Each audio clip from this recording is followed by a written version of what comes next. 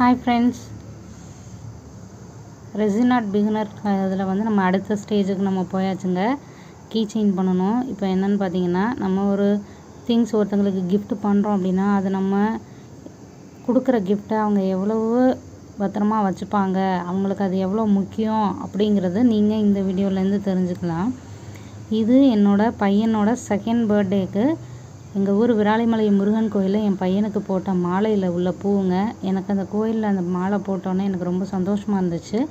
அந்த மாலையை நான் வந்து தூக்கி போடாமல் நான் வச்சுருந்தேன். அந்த மாலையில் இருந்த பூவை தாங்க இப்போ நான் வந்து ரெசினில் வந்து இப்போ இது மாதிரி ஒரு கிஃப்ட்டு, எனக்கே நான் பண்ணிக்கிட்ட கிஃப்ட்டு தாங்க.